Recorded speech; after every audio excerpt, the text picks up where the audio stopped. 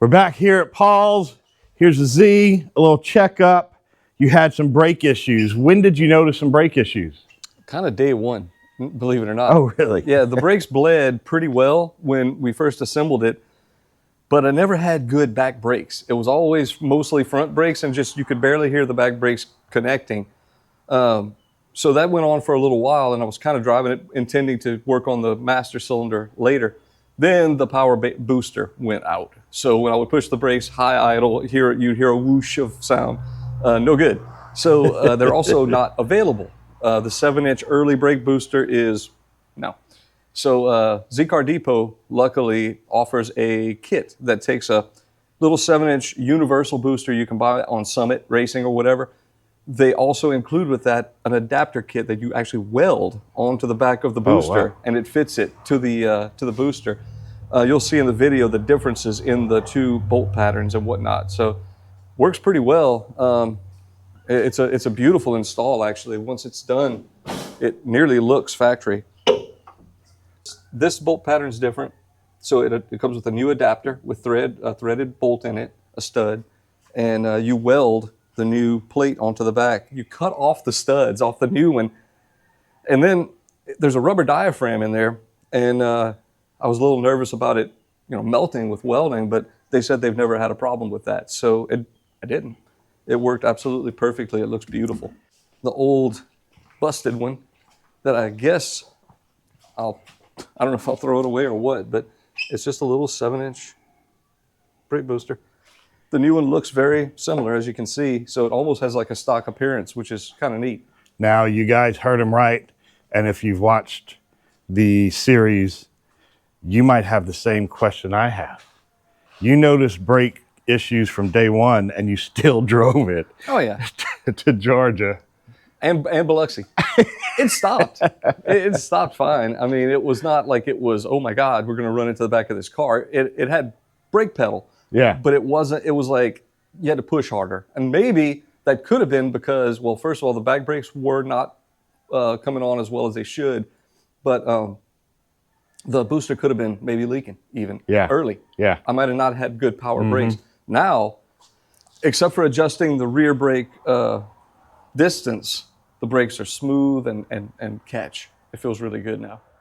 The brake booster went out on the Z.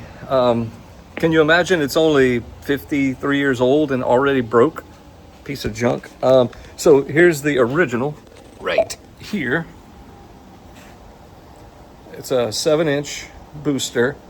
This is the original Clevis, the Nissan Clevis for it, but not available anymore. So instead, Z-Car Depot offers, well, I thought I had the adapter plate here, but anyway, this is the modern replacement, but, oops, these bolt holes or bolt studs are incorrect.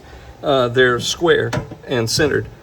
The original is off-center and rectangular. So the first thing that happens is, here's the adapter plate that's going to put it in the right position. I'll have to figure that out. It gets welded to the backside of the booster. And because I forgot to start filming, I already cut 2 of the studs off. Yeah, there you go. 2 of the studs off. So I'm going to cut the other 2 studs off and then weld the plate on.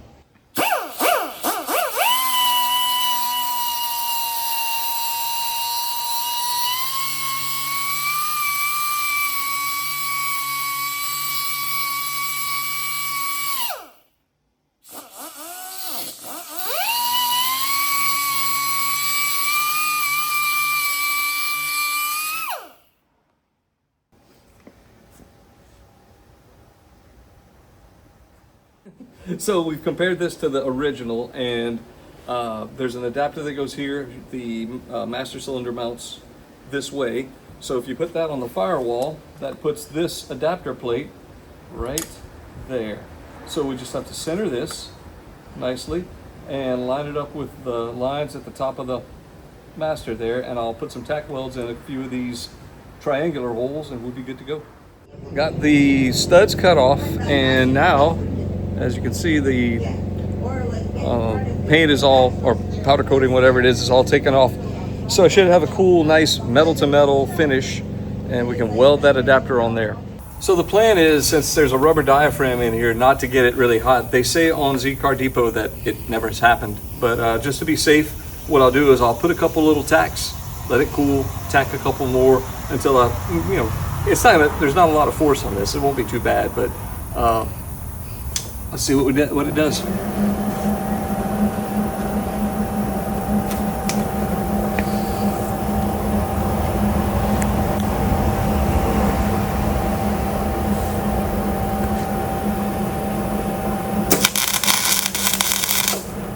Hey guys, I hope you're liking the restoration on the Z. Take a look around the channel. We've got a Ferrari series, we've got guitars, we've got cruises, we've got local cars and coffee. Take a look.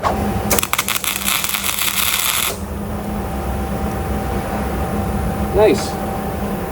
That should do. I'll continue with that and get more tacks in place, but that's welding really nice.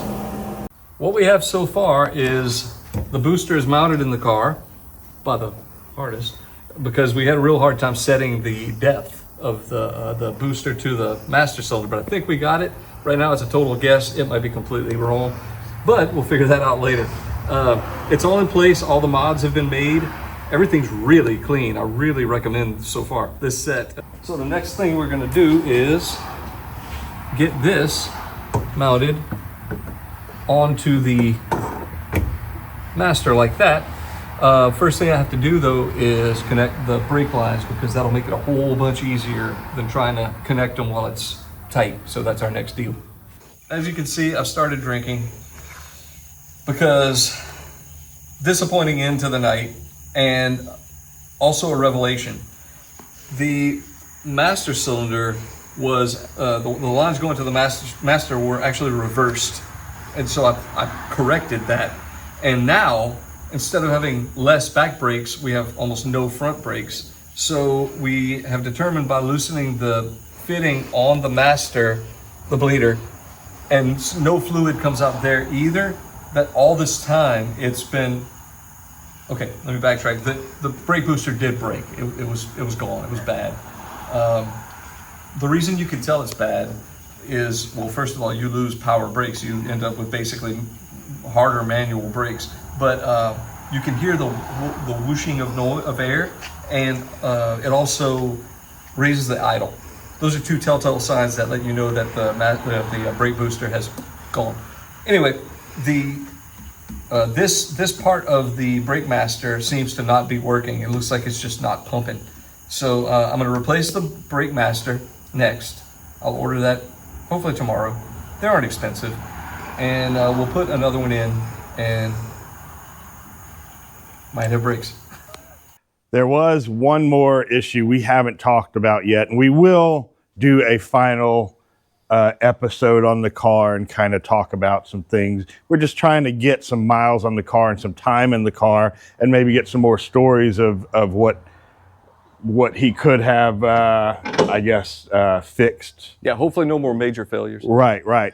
There was one failure on the way back from Georgia, and we'll tell you about that in another episode. Right. Wasn't much. It was just time consuming, I guess you can say. And a little bit scary at first, because it could have been worse. Yeah, much worse. much worse. But until then, we're going to make that one later on. Until then, buckle up, put it in gear, and drive it.